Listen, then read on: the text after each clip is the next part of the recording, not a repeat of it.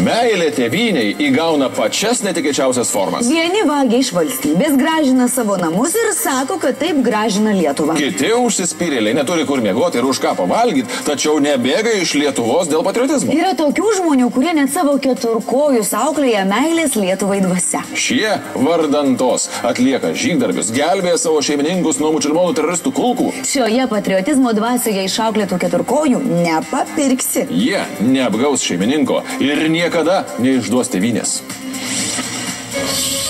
Daug yra gražių paminklų Kaune. Antanui Smetonai, Vytautui Didžiajam, Jonui Basanavičiui, generolui Žemaičiui ir kitiems didžiavyriams. Tačiau netrukus nežinia, kurioje Kauno vietoje gali atsirasti štai toks monumentas. Kuomet į Kauno savivaldybę su paminklo projektu atbildėjo Pupų dėdė, tarybos nariai nuščiuvo. Kas čia dabar pemėnas? Kam jis čia dabar skirtas? Kai kas sakė, čia jokių būdų, sako, net gali pasišaipyti ir nieko nebus. Aš sakau, kodėl? Tai toje taryboje yra žmonių tikrai puikių ir mąstančių, ir suprantančių. Tarybos nariai kraipė galvas ir svarstė, kodėl miestas turėtų pagerbti juodą, pudę, rudę ir lojų. Ir kuo šie kudloti keturkojai nusipelnė būti pagerbti Lietuvos trispalvės fone. Pupų dėdė turi nenuginčijamų argumentų. Tai šunys didvyriai. Lietuvos šunys didvyriai. Čia unikalus ir pirmas Lietuvos istorijoje atvejis, kada šuniukai apkeliauja tiek pasaulio valstybių. Kitaip sakant, patys pirmieji keturkojai keliautojai, patys pirmieji istoriniai šuniukai, kurie keliavo aplink pasaulį. Tada ir kilo mintis įamžinti jų atminimą. Šie šuniukai nepaprasti. Paminklo jie nusipelno ne dėl to, kad loja, ėda ir kakoja. Jie yra labai išsilavinę ir išmokyti, kaip atlikti asmens higienos procedūras. Šuniukai vaikšto į tualetą kaip žmonės. Čia yra specialus tualetas, laikraštukas išklota tokia dėžutė, kur jie padaro gamtos reikaliuką. Ir viena detalė. Vienu metu gamtos reikaliukosi norėjo du šuniukai. Tai kaip žmonės. Vienas laukia eilėje, kitas atlieka gamtos reikalą.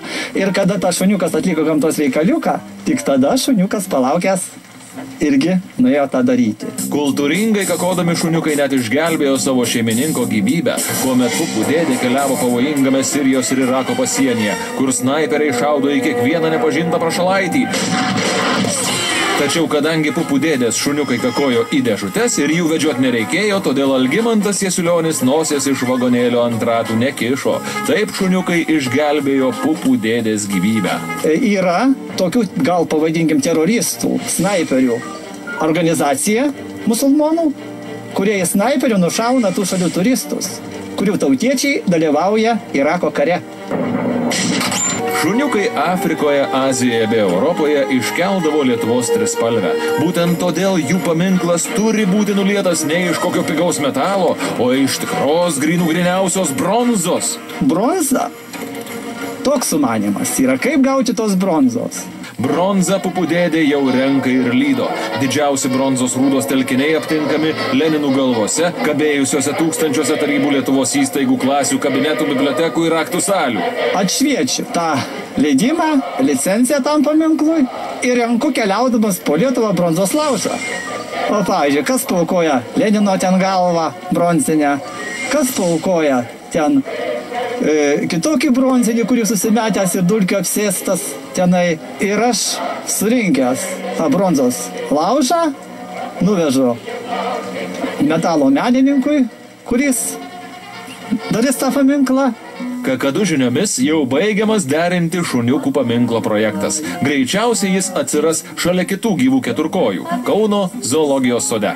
Aš čia dėsiu pastangas, kad vieta savivaldybės būtų pakoreguota ir kad paminklas būtų pastatytas palei zoologijos sodą arba zoologijos sodo teritorijoje. Pupų dėdė atskleidė paslaptį, kodėl paskutinę akimirką pasitraukė iš kovos dėl Seimo nario mandato. Tai tik laikinas atsitraukimas. Pupų dėdė artimiausiu metu mes pirštinę prezidentai Daliai Grybauskaitei.